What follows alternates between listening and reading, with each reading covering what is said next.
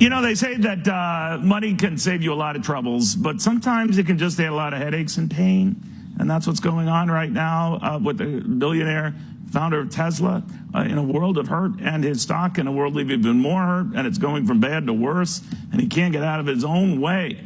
Fox Business Network's Christina Partsinevelos is on all the above. Hey, Christina. Hi, Neil. And you're right. You're seeing the stock just plummet over the last 2 weeks, more especially just on Friday. Why is that? Because there are now new reports saying that the SEC, the Security Exchange Commission, will be meeting with Musk, his board, early next week. These are just reports so far, but the stock reacted. The stock also reacted to a New York Times interview, which I'll get to in just a second. But what we're seeing just over the last little while, this is just the reaction on Friday once the New York Times interview and the SEC meeting came out.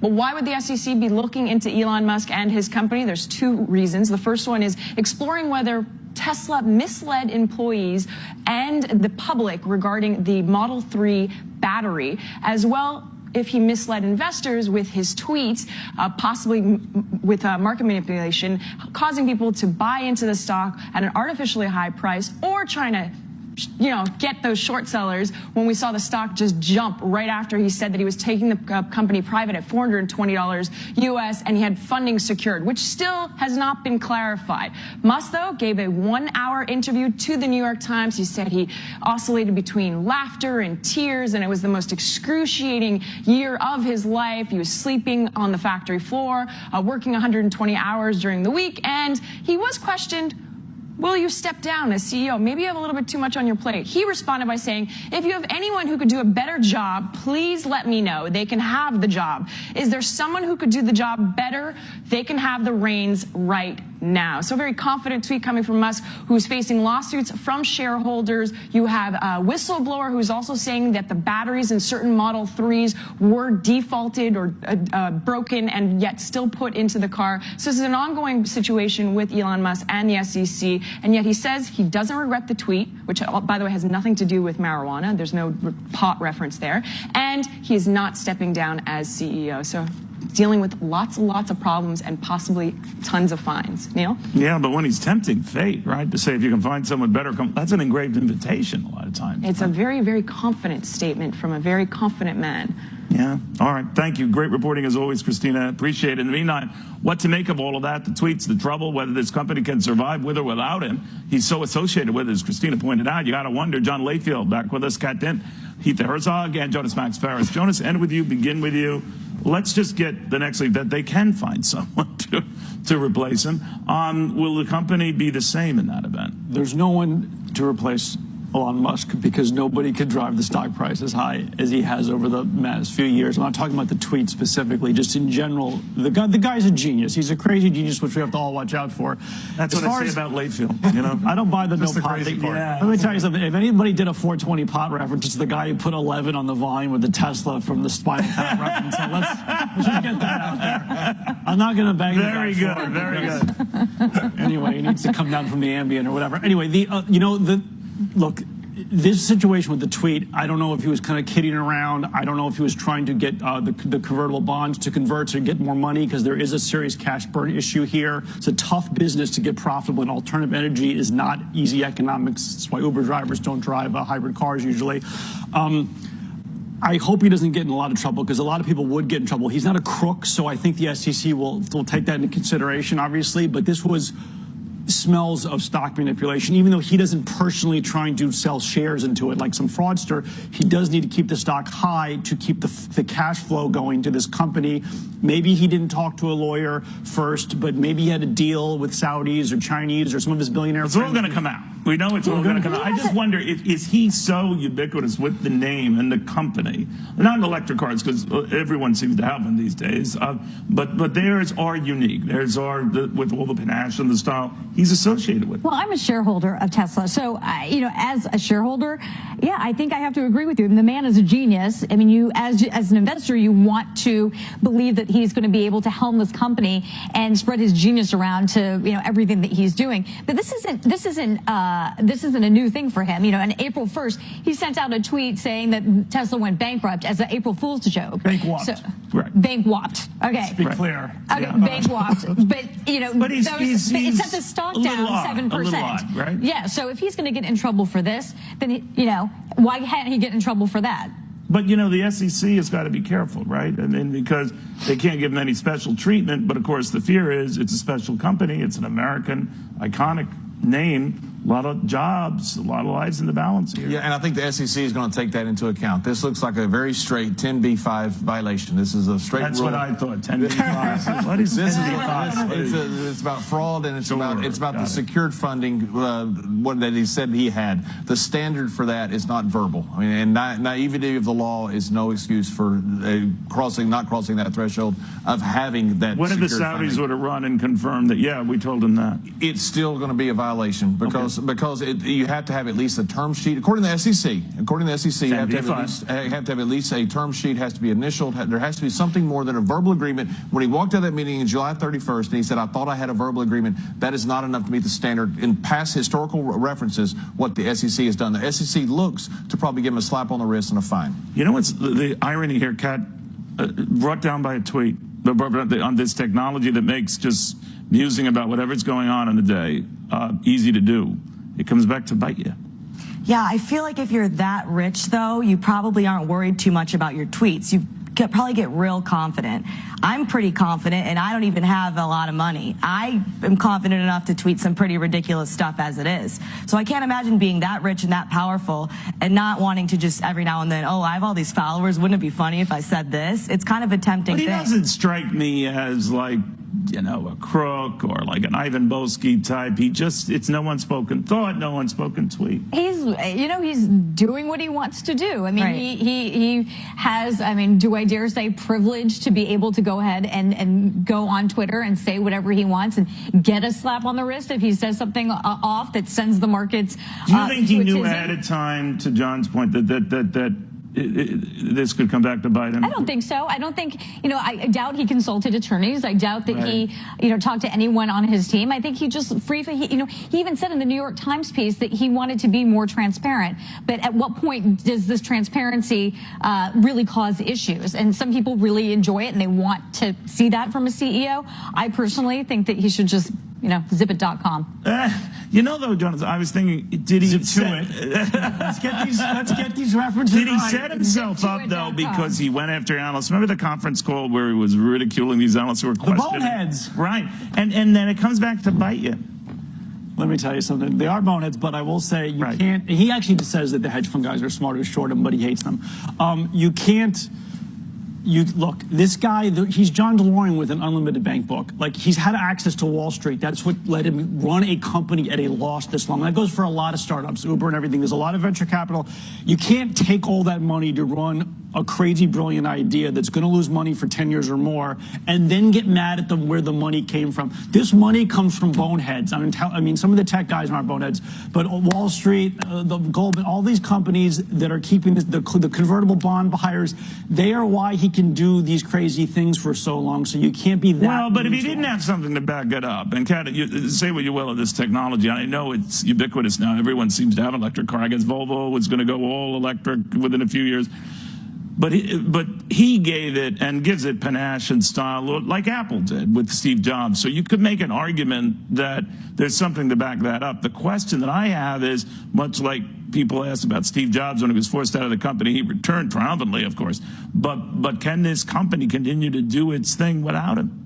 I don't think it would be the same. I think that they're so connected, and I think that a lot of people, my age at least, certainly admire Elon Musk, and they think he's such a fascinating figure. And I think that without him, it wouldn't be the same thing. There wouldn't be that same fascination, and there wouldn't be that same innovation either.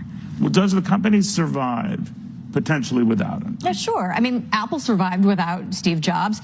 The question is, but he came back. He did come back, and then he passed away, and it's still, now it's at the $1 trillion valuation. But had he not come back, I doubt that it would be. To be honest, I think you're right. Most of the innovation came when he came back, so I don't know what would happen. I don't think this company survives without him. He took a rocket company from scratch. He launched more missiles last year than Europe and Russia combined. He really might be the most creative guy in the world. I think he made a horrible mistake. I think he needs to get off Twitter. He's going to get a fine for it, it looks like, and a slap on the wrist. But this company doesn't survive without Elon Musk. The guy they brought in for Apple way back, Scully or Senatech, that guy almost ruined Apple. Right. The difference is Apple makes money and always has done products. They don't get into money-losing things for very long. Maybe the HomePod is the only exception to that.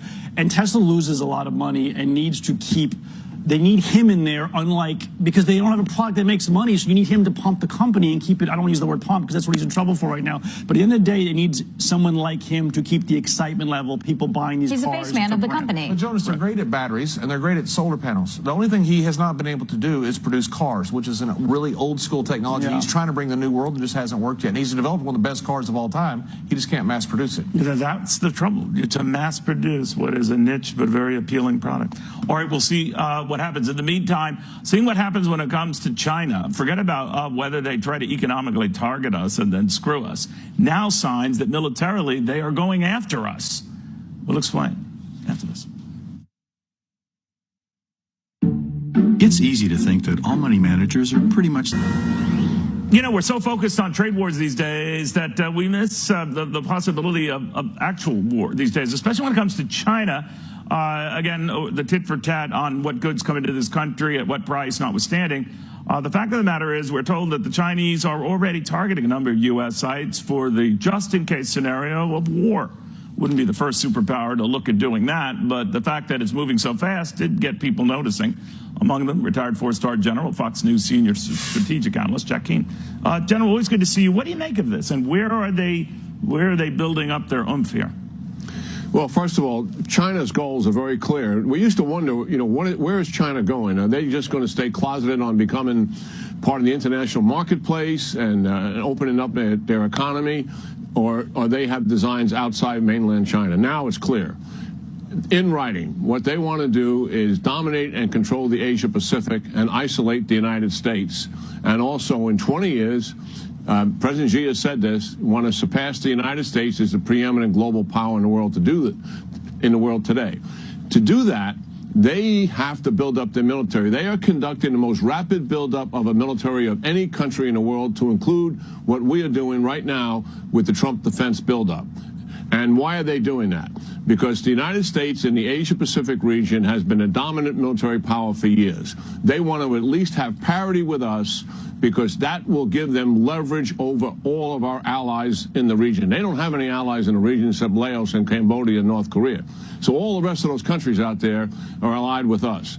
And they're putting significant pressure on those countries. Well, first of all, the capabilities is much greater than just bombers. They've got long-range missiles that from mainland China can reach every one of our air bases in the region. They got anti-ship missiles that can hold our carrier battle groups at bay so they can't launch the aircraft to help one of our allies in the region. They are transforming their air, maritime, and ground forces to include increase in space technology. So that's where they're going with this military buildup. It's significant, and they're doing it. They don't want to go to war with us, but they want to use it as leverage to gain geopolitical influence and control, particularly in that region, and also they're going to spread it into the Middle East and the Indian Ocean as well. You know, they keep militarizing these islands along the South China Sea and elsewhere. Now, the argument that we've had is, well, it's not our land either. It's closer to their neck of the woods. But what do we do about that? Well, we've got to work with our allies and come up with a comprehensive strategy to do this. The administration has taken a step in the right direction, and it's a big one. It walked away from Obama's understanding of the world. We have identified Russia and China as major threats to U.S. national security, and China being the long-term strategic threat. And the only way you solve a problem like that is the way we have solved those problems in the 20th century, and when we had the Soviet Union as a major threat, and that is to work with our allies in the region and do it collectively. And we need a comprehensive strategy to do that. In terms of implementing the defense strategy and the national security strategy, that really hasn't taken hold yet, in my judgment.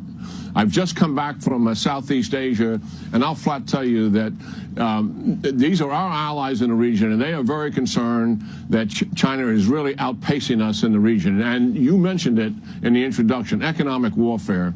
They are the major capital investors in Southern Asia, in Southeast Asia, in Latin and South America, and in Africa, and rapidly becoming the same in the Middle East. What is all that investment about? It's about getting geopolitical influence and control. That's what that is all about. And we've got to get into this and compete more favorably. Gone are the policies of the Obama administration fortunately. And this administration is moving in the right direction. I think we got to move fast, to be frank about it. Real quickly, we got news out of Turkey that Erdogan, the president, is saying that it's an economic coup the U.S. is trying to orchestrate against his country. He's not going to have it. And he's been cozying up, as you know, General, to the Russians and the Chinese. Should we just kick him out of NATO? What do you think? No, we can't do that. Listen, we got to look past Erdogan. Look, he's an authoritarian, pretty close to a dictator, getting rid of democratic values. He's siding up with Russia and Iran inside of Syria. That's very frustrating to us. He had a border open for ISIS to grow and become a force of 30,000 from 600. So listen, we disagree with a lot of it. But here's the positive side. Turkey sits in the most strategic piece of land that NATO is a part of, and that is where Europe meets the Middle East. They're sitting right there. That's very strategically important to NATO. Secondly, Turkey has the second largest military force in NATO, outpacing everybody else who's third, fourth, fifth, and sixth. The largest, of course, is the United States. The reality is that Erdogan, we've got to do the best we can to work with him and be tough on him like the Trump administration is doing, but look beyond him. Don't kick him out of NATO, even though he's frustrating. General, thank you very much. It's always good chatting, my friend. Thank you. Yeah, good talking to you, Neil. All right, the more NFL players take a knee, a Blue Lives Matter group that says, you know what, we're just going to take a pass after this. Update your floors with Empire Today's $50 sale.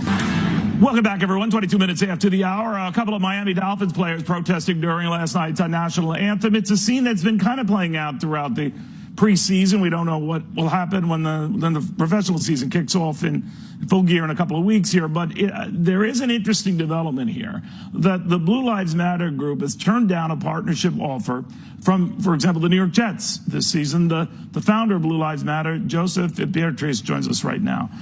Joe, we were chatting during the break. You were saying that you're not trying to make a big to-do with this, just that you have serious troubles associating with the team after this. Explain. I do. Well, for instance, today, right after this, I'm going to be going to the Bronx, and there was a detective, Joseph Lem, that went overseas and was killed in action. And when he came back, one of the most poignant things ever was the son on the shoulders of his partner saluting the casket. And what was on that casket? The flag. And that's why we stand. That's why when we go on the corner today and they reveal that street sign, we're going to stand because Joe can't anymore. And I'm not saying that their issues haven't happened in the past. They have. But they're not going on, like they say, in full force today. And I think if we open up a dialogue and start talking and understand one another, maybe finally this 2 or 3 year hiatus of the NFL and people going back and forth with them can finally end. Well, it doesn't look like it's ending anytime soon. For example, the Jets put out a statement on your move saying that we've had a positive relationship with first responders throughout the tri-state area for decades. We'll continue to do so. We've consistently partnered with a wide range of first responder organizations on numerous initiatives, including after-school programs and Shop with the Cop events during the holidays for disadvantaged children. What do you make of what they're saying? Well, I'm not discrediting that they've ever done that before, but an issue that I have is when you signed a player, Isaiah Crowell. Now listen, I'm not discrediting that he didn't take it down and apologize the very next day, and I'm not discrediting that he didn't give $35,000 to a police fund after the 5 Dallas officers were shot and killed. But you know what he was able to do? He was able to erase the comments he made. These family members that lose their loved ones can't hit the rewind button. They can't have their loved one come back through the door. And they need to be held accountable that you have this type of player that, yes, he has a business, and this is his business, going out and playing football. But he was able to press rewind, and this is going to follow him now. And I think we need to start working together, and they need to take accountability for these players. All right. Now, ESPN is trying to find a way around this by joining games after the national anthem, if they even play the national anthem. What do you think of that? You know, I don't like the fact that some of their owners say, we'll pay the fine, you could stay in the locker room. That's like saying when a little child goes and does something bad and takes a candy bar, the parent pays it for them. Instead of slapping their wrist and say, don't do it. They're condoning this. Now, we have to stop. These players make millions of dollars to play within white lines on American soil and get paid with American dollars. If they don't like it and they can't do this and look at the greater good, they can go elsewhere. You know, the old line that they come back at you out and say, well, the flag also gives them the freedom to do all of the above, you say? What was it, Dak Dak Prescott on the Cowboys, he said, this isn't the place to do it. Look at Derek Jeter. You'll never know if he was a Republican or Democrat, because you know what? He entertained. He knew what it meant for these people to come out there and pay hard-earned dollars that they work hard for to be entertained. And that's what they need to realize. They're entertainers. They're not politicians. All right. They argued that, and it started with Colin Kaepernick and all, and now we're led to believe that some years back he had been guaranteed a position on the Denver Broncos. John Elway was saying that. I don't know what's the truth here, but do you as a football fan feel any differently about the players? Or do you think people who are, ratings went down with the NFL last year, whether this is a reason, anyone's guess, but do you see continued problems this year? Police officers are judged by a very few that really do some stupid things and very disheartening things. And I feel the same way with the players. There's a lot of good NFL players that support this country and are going to do the good thing. The problem is sometimes the negative voices outweigh the positive ones. So I do appreciate the players. Listen, they're talented beyond belief. I've always wanted to be a Major League ball player and hit that home run in the ninth. But these guys are living that dream, and they have to understand that the children are our future, and we need to set an example for them. So you will continue this. It's not a disassociation. It's not a protest or boycott. You will not be working in sync with the Jets or other teams until this is resolved?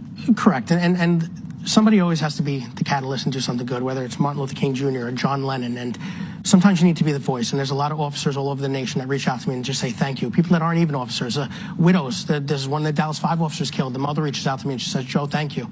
And I would love to be that bridge and that gap. And let's get back to the great American sport if people want that and finally be on the same page. Pretty unfair to the Jets because they're not into kneeling. This wasn't about the Jets. What it was about was accountability for one of their players. That it's going to follow you. Okay. We'll see what happens. No, thank you. Very good seeing you. I know you have a crazy day ahead of you, so we appreciate that. Thank you. Or when we come back, the intel officers who are saying, John Brennan has been maligned. Take our security passes away, too. The U.S. Senator who is happy to consider that after this.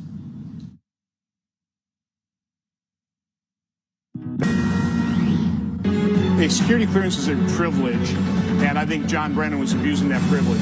People were being singled out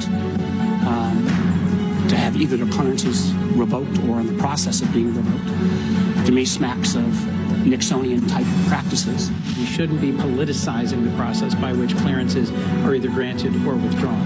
Removing a security clearance makes sense to me, given his conduct. He's been totally political. I called him a butthead, and I meant it. All right, this whole Brennan thing seems to bring out the extremes at both parties right now. The fighting escalating over the yanking of those security credentials for former CIA Director John Brennan. Others are saying that, how he was treated, some in the intelligence community said that we would be honored, Mr. President, you did the same to us. Not all, though. We should posit here that there are a number of others who are saying this is overkill.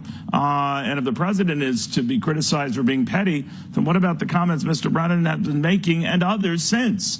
To South Carolina Republican Senator Tim Scott, who joins us now. Senator, always good to have you. Thank you. Thank you, Neil. Good to be back with you. Are you for what the president did, Senator, to revoke his security clearance? I think perhaps the foundational question we should ask ourselves is how does the security clearance that people have create a safer nation? That's really the question I have. I can't figure out how to get over that question because we're fighting over whether or not he has it or whether we're taking it. The question is, how is America safer because he has it? If the answer is there really isn't a good answer for that question, then why does he have it? There's not a good answer for that question, and taking it away seems plausible and logical from my perspective. All right, so you would support the president in doing so? Absolutely. I think the question we should ask for everyone who has a national security clearance, a top security clearance that no longer serves in office, how does that clearance better serve our national security interests? And if there's not a good answer to that question, what's there to debate about? Now, others in the intelligence community who have seen what's happened to Brennan have made him like a sympathetic figure. And I know many in your party have come out to say, well, wait a minute. He has said horrific things about the president and implied even more. He puts out a New York Times editorial in which he surmises that the president saying there was no collusion before the election is hogwash, so that he leaves people wondering, well, what do you know that we don't know? So that he might be doing and acting just the way the president suspected. What do you think? Well, I think if there was a scintilla of evidence that the president colluded with the Russians, and Brennan had that evidence, the entire world would already know. So the fact of the matter is, a part of what he said in his op-ed is that the president's public comments suggest collusion. I think that's ridiculous. So if you personalize this attack and this debate, then you find yourself rolling in mud. If you ask a better foundational question, which is, why is Brennan having a top security clearance in the nation's best interest? If that is the question we're asking, we get rid of the polarization and the hyperbolic language and all the kerfuffle that's around this issue, and you get down to the nitty-gritty, is our country better? Are we safer? Are we more secure because Brennan and others who served previously have national security clearance? And if the answer is not emphatically yes, then taking away that national security clearance is not a bad thing or a problem. It frankly might actually be better for us. So that would apply to Trump security officials who later enter private life, that they should not just as a privilege get the clearance once they leave office. I think if we ask that foundational question, which is, once again, how does that serve our nation? How are we safer because they have it? Then we get ourselves into Well, I guess the reason why I'm told we have it, logic. sir, you know this far better than I, is that for their successors to share information and get advice, it comes in handy. Now, I don't know if that's true. I do know, Absolutely. to your point, we had a guest on earlier, says there are more than 5 million such security passes. I know different levels and grades that are out there now. That has grown exponentially over the last few decades, so something has to be done. But you would be against, I take it from what you're saying, these courtesy privileges granted top cabinet members or former CIA directors or, State Department heads. That has typically been the case over the last few administrations. I certainly would not say that I'm against it. I would want to understand why we have it that way. The transitional period, so that one administration benefits from the important information that can be shared at that point in time, makes a lot of sense to me. So if there's a temporary transition, that makes a lot of sense. If it's a permanent status that we never check back to see what they're doing with it, that's a problem from my perspective. Now, is that a problem for everyone? I don't know the answer, because we would have to ask that same foundational question to each and every person who has it. And frankly, the other question we should ask is the national security clearance a way to monetize their position or their previous position? And if the answer is yes, that should be brought into light as well. Good point. Senator, if you don't mind if I switch gears here, Turkey's President Erdogan has responded to what he calls an economic coup attempt on the part of the United States. I believe he's talking to the Hill saying this, but the Hill is picking this up. And obviously that this could escalate here. It comes at the same time the Chinese are coming to this country next week, maybe to cobble together or redo talks on trade impasses here. How do you expect all of this is resolved? I'm talking the trade parts and the back and forth. And do you expect it happening before the November election? I think we have to break it down a little bit. So in Turkey, the lira is down 40%. They have a good comment from Qatar bringing $15 billion to the table. They actually need about $230 to $250 billion. So the truth is, Erdogan is looking for someone other than the person in his mirror to blame for the challenges that he has. The effects that he's seeing in his country is because they're so heavily leveraged that they are in a very weak position. And as our interest rates climb, it makes their position even weaker. So he's looking for someone to blame. And frankly, then you add in on top of that the Pastor Brunson situation where he was arrested. Right. And by the way, if the pastor were released tomorrow, Senator, would you be among those advising the president to ease off on these tariffs? I'll say this, if the pastor was not on home arrest but sent back to our country, I would be happier. The fact is that Turkey being a NATO ally, they have not been acting, in my opinion, as an ally. They have become far more distant, and frankly, their relationship with Russia is growing stronger. We have a lot to consider in the relationship. Pastor Brunson is a part of that conversation, but not the whole of that conversation. And then our trade issues with China come into play as well as we have a conversation around trade. I'm optimistic that as the Chinese come to our shore next week, we'll be in a better posture looking at November for real measurable progress in reasonable time. I spoke with Ambassador Lighthizer this morning, and he is somewhat optimistic that we are in a positive posture for better relationships and better negotiations going forward around the world, and hopefully with China. And is it your hope that these are resolved before the midterms, and if not, your party could be in some trouble? Well, I think the economy is fantastic. We have a very strong economy, so the trade issue is almost inside baseball, except for small companies that are impacted. I have few companies in South Carolina who are in that position, so we need to make progress where we can. But the challenge really is that we're trying to reset the field, not for tomorrow or next year, but for the next 30 years in our trade negotiations and relationships around the world. I think we have to give the president a little more margin to finish the negotiations he's a part of. It looks like we're starting to make progress in many fronts. In China, I think we're making progress finally. In Europe, we're having conversations about zero barriers. I'm not quite sure that we get there, but we're heading in the right direction. And with NAFTA, the Mexico part of the negotiations seem to have gone pretty well. We're waiting on Canada to come to the table. So we are in a better posture than we were just a week ago, and certainly a better posture than 4 weeks ago. The question is, can we get this done before the election? I think that would be incredibly optimistic. Before the end of the year, I'm certainly more optimistic. Interesting. Senator, thank you for taking the time. Yes, sir, Neil. Good to be with you again. All right, be well. All right, in the meantime, a lot of Americans on this whole Mueller probe sometimes seem to share the sentiment of the president. Just wrap it up after this. It is odd, right? I mean, some things happen and you just question the pairing. Peter Strzok gets canned for the FBI the same week. The American people seem to be telling Bob Mueller, can you put this investigation in the can and just wrap it up? More than 6 out of 10 Americans saying now's the time to get this whole thing done. How's that all faring? Let's go to Chris Swecker, the former assistant FBI director. Chris, not that investigators or those who are behind these investigations are moved by public sentiment or polls, but does it put any pressure on the Mueller team looking over their shoulder knowing that Americans are getting antsy? Well, having served directly under Robert Mueller for about 2.5 years, I can tell you that he's going to work his pace. They're going to work as quickly as they can, but they're not going to let public sentiment influence what they do. That was the problem with the Comey group and his inner circle. They seem to be influenced by politics and events that were swirling around them. You don't hear a peep from Mueller. They're just putting their heads down and doing their work. Do they pay attention to the timing of things, though? In this case, you got to wrap it up by this time so you don't influence the midterms, and you know how that goes. What do you think? Yeah, I think they would.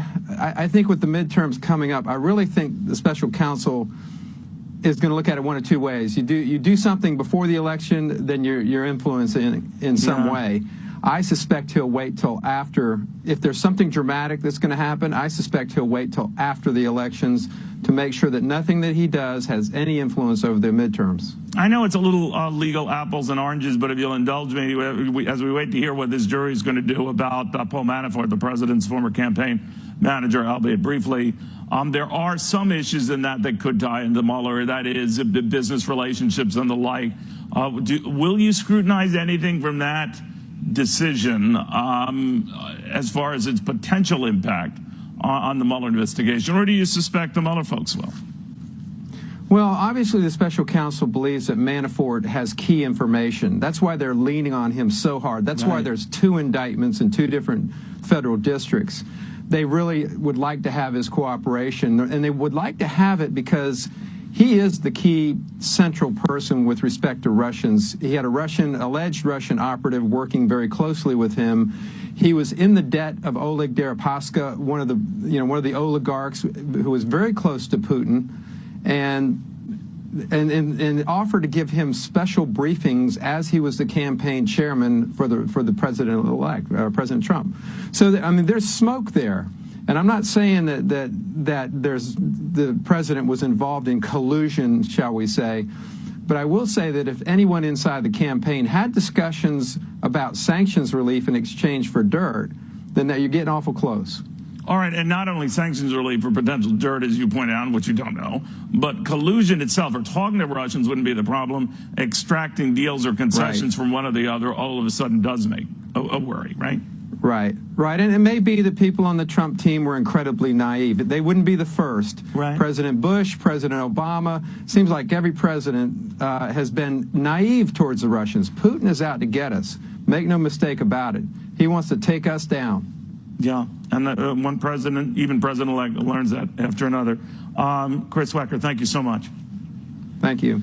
All right, when we come back, the House Majority Whip Steve Scalise on what it takes now to get the right message out before time runs out.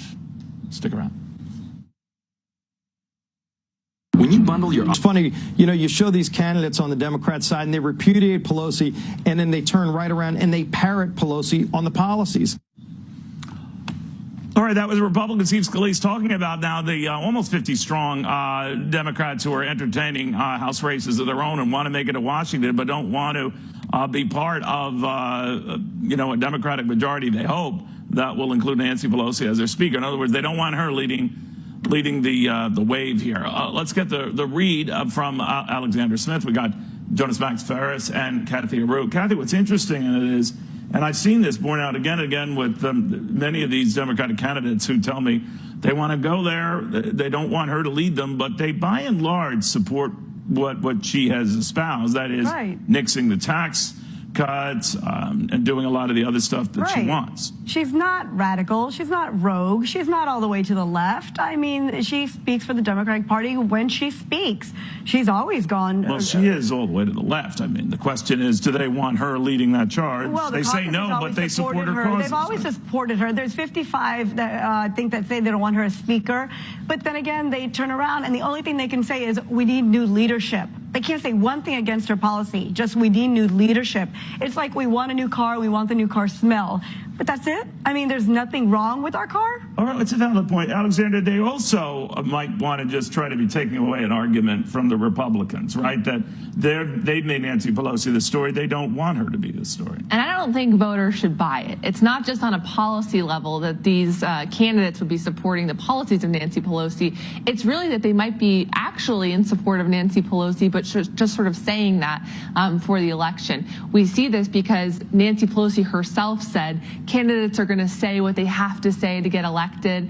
If you look at the Ohio special election in the 12th district, Danny O'Connor, the candidate there, vowed over and over and over again, I'm not going to support Nancy Pelosi. He went to MSNBC in Washington for one day and reversed that position and ended up losing that special election. So when they say they're not going to support Nancy Pelosi, it really seems like if they get into office, they might do something different. Yeah, and you almost have to wonder, Jonas, whether it matters, to Kathy's point, whether they support her as their leader or not. They support what she wants to do, right?